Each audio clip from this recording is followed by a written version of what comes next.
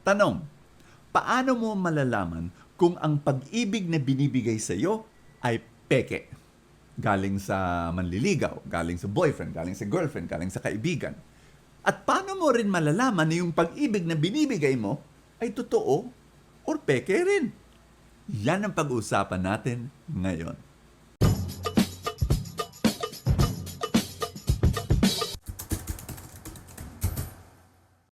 Halimbawa, itong rubber shoes na to ay peke. Alam mo, hindi ako eksperto. Hindi ako eksperto. Makikita ko lang yung label nakalagay Adidas. Edi Adidas. Oh, may red tag pa. Talagang ano to, totoo. Hindi po, peke. Ang eksperto, titingin lang, sasabihin, ay, oo, peke yan. Paano mo lalaman? Alam mo, may tatlong things na kailangan makita mo. At may apply mo to sa relationships. Halimbawa, no? Tatlo to. Number 1, yung presyo. Ay, napakamura. Pag napakamura, alam mo nang it's too good to be true. Ganun po sa relationship. Ang totoong pag-ibig, it involves a high price of sacrifice. Yung talagang ibibigay mo ang buong buhay mo sa isang tao. Hindi lang puro emosyon, hindi lang puro feelings, hindi lang, ay, talagang tumitibok yung puso ko. Pag nakikita ko siya, ay, in love ako, kilig. Pag kinikilig ka, ibig sabihin totoo. Hindi po. Hindi po.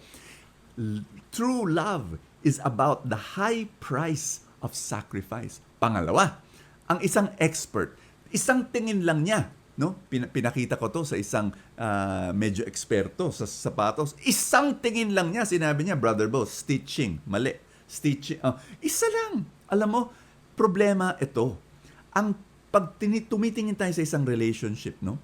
Mali ang mga senyales na hinahanap natin. Mali. Hinahanap natin yung chemistry. Ay, Brother Bo, pag nagkakasama kami, talagang ang kanda ng kwentuhan natin. Talagang meron kaming chemistry. Tapos, Brother Bo, meron kaming compatibility. Yung talagang, wow, compatible na we like the same things. Pareho kaming, sports-minded. Pareho kaming outdoor na, Tsaka, gusto namin yung K-drama. Pareho kaming, alam mo, we look for chemistry and we look for compatibility. Can I tell you, mali po yun?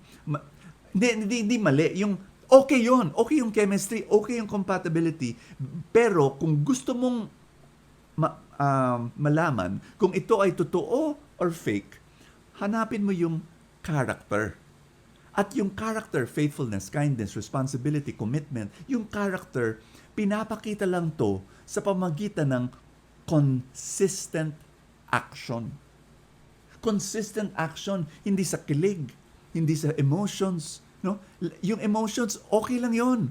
Pero kulang para masabi mong totoo or fake. Pangatlo, yung fake, it will not last. Ganun rin sa pag-ibig. It will not last. May kwento ako. Isang araw, dalawang magkakaibigan, yung daga at yung palaka. Alam mo, magkaibigan talaga sila. So, yung palaka, bumibisita sa bahay ng daga. Yung daga, napakasipag. Meron siyang isang malaking bodega ng pagkain. Ay, talaga naghahanap yan. Talagang hard worker yan. Maghahanap ng mga nuts, kung ano-ano, berries, tapos ilalagay niya. Punong-puno yung bodega ng pagkain. Refrigerated pa yung bodega. Dinagdag ko na lang yun. So, yung palaka, laging pupunta sa bahay ni daga. Tapos, nag-enjoy sila, tawanan sila, kwentuhan, ganyan. Tapos, sinabi ng palaka, uy, kaibigan, punta ka naman sa bahay ko. Lagi naman ako dito. Ikaw naman ang pumunta sa bahay. So, sinabi ng daga, no? So, lakbay sila. Along the way, may river, may stream. No? Tubig. Sinabi na, you cannot go to the house of the frog. Kailangan talagang you have to cross the stream. So sinabi ng daga, Ako, hindi ako marunong lumangoy. Sorry. No, hindi ako pwede pumunta sa bahay mo. sinabi ng palaka, ano ka ba? Magkaibigan tayo. Sakay ka na lang sa likod ko.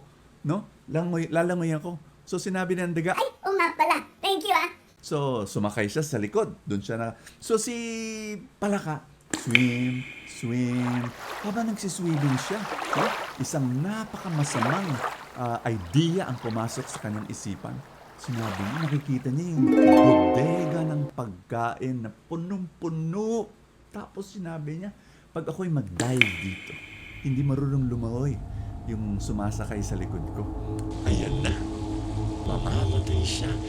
Akin na yung buong bodega. Wala na akong problema sa pagkain habang buhay. Ayan na. Tapos yung evil thought na yun talagang gripped his heart. Ha? Yung palaka. Tapos naging pula na yung mata niya. Maraming mga pelikula talagang pinapanood ko. Naging pula. Tapos yun, nag-dive. Ayun! Nalulunod na si Daga. Help! Help! Saklolo! Saklolo! No? Buti na lang. May uwak. May ibon na malaki. Narinig niya. Sinave niya yung Daga. Ayun, umuwi yung Daga, malungkot na malungkot kasi binetray siya ng kaibigan niya, nawalan siya ng kaibigan. Si Palaka naman, mas malungkot. Bakit? Hindi lang siya nawalan ng kaibigan, nawalan siya ng kanyang sarili. Tama ba yung Tagalog ko? Nawala ang kanyang sarili. He lost himself. He lost his soul. Yung kaluluwa niya nawala. I want you to think about this, no? In our gospel, Matthew 7, sinabi ni Jesus, "Not everyone who calls me Lord, Lord shall enter the kingdom, but only those who do my will." Ang dami mga taong, Lord, Lord, puro emotion, puro dasal, puro feelings, pero may consistent action ba?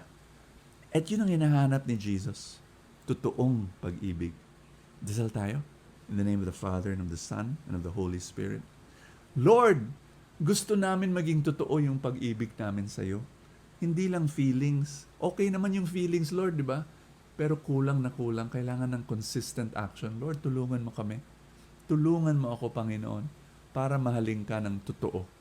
At Lord, give me discernment also para sa mga human relationships ko, Lord, na maging totoo ako sa pag-ibig. Lord, give me discernment to be able to know whether the love that's being given to me is also true or fake.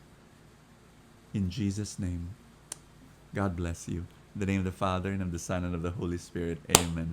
Maraming salamat sa lahat ng mga nagpapadala ng stars. Thank you so much for the mission. Thank you also for being partners. How? Through Full Tank Supporter. Sa Facebook, click the link that says Support Now. Thank you so much, everybody. God bless you, and I will see you tomorrow.